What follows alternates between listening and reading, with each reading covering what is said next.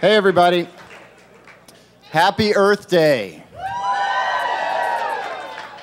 My name's Eli. I'm very fortunate, I think, to have a job that takes me out into the woods very often. I love it out there. I get out whenever I can. And I thought I would take just a little bit of that and a few minutes here tonight to talk about the woods. What's going on? How do the woods work? How does the forest work in Minnesota? What can we do? So Minnesota has a ton of forest land. We have something like 17 million acres. A third of the state is forested. You know, who doesn't love to be out there, especially this time of year? No bugs. It's awesome. It's a great place to be. Who owns it? It's mostly public land. We all own about 60% of the land. People like our folks, I wish it was me, but I don't own any forest land. People and individuals own about 35% of it. Most of it's public. A lot goes on out there. There's a goshawk nest in that picture on the left, a lot of wildlife out there, and there are people that do pretty interesting things. A lot of these family forest types are a lot more interested in having fun out there than they are in other kinds of things. Minnesota grows some of the best pine and aspen anywhere in the world, and basswood. You can never find better carving wood anywhere than in Minnesota. So we got something to be proud of that we didn't know about probably. A lot of wood is harvested. Wood products industry is the fourth largest manufacturing industry in the state. Produces something like 40,000 jobs for people every year, and it builds the houses that most of us live in, as well as a number of other products.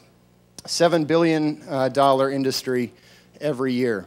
The biggest industry in Minnesota is wood and paper products. Pulp and paper produces things like OSB, oriented strand board, that is right under the siding on our houses. What does that mean right now? Nobody's building houses. So not much is going on in the woods right now. Things are a little bit slow. 4 major mills have closed in Minnesota in the last few years. Things are slowing down a little bit out there. Things are a little bit different. I showed you the clear cutting picture a little while ago. The picture of that red pine stand, that stand had been harvested 4 times. This stand's been harvested, I think, 2. This is at St. John's Abbey in Arboretum.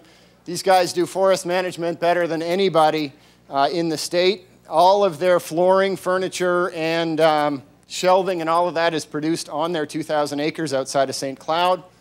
So forestry happens in a lot of different ways. Sawmills are often these little small-scale mills that are just kind of out there, tucked into the woods. Oh, I got a different font. This was not the font I chose. That's interesting. So what's going on? And it didn't get changed to Comic Sans. I am so glad about that.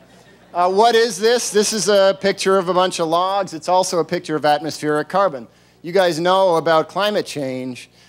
Trees are 50% carbon by weight, and all of that carbon comes out of the atmosphere. So when you talk about atmospheric emissions, carbon emissions, and CO2, forests are doing something good in that regard. Foresters are not used to thinking about climate change. They're not used to dealing with things like that. And so a lot of these guys are out there trying to figure out how to do it, how to grow, how to pull more carbon out, everything else. Anybody heard of buckthorn? Guessing some of you have. You think about forest management, people often think about timber, but it's this kind of stuff that we're going to see a lot more. It's these really expensive treatments. That was Vadnais Heights, Minnesota, not far from here. And we're going to have to be in there cleaning this stuff up. Emerald ash borer, anybody hear about that this week? It was discovered a mile across our border.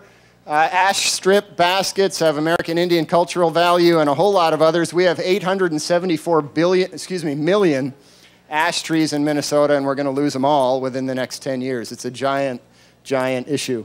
One point I want to drive home is the difference between this, which is timber harvesting, and the next slide, which is this. This is Highway 33 in Cloquet, and this is now an auto parts shop. That last slide is going to be green again in a year. This slide will never be green again because it's paved, and that's just never going to change. So what's happening? I want to take a minute to personally thank all of you who voted for the constitutional amendment last year. Pat on the back. What's that money being used for? That's 188,000 acres in Itasca County and the surrounding area that will never be developed. Forestry right now is all about keeping land forested, keeping stuff like this out there. Maybe you like growing wood, maybe you don't like growing wood or whatever, but we need our forests. So let's keep it going. And again, thank you for doing that. If anybody, or probably a lot of you haven't noticed, these are silver maple and red maple flowers. They're gorgeous, but they're tiny.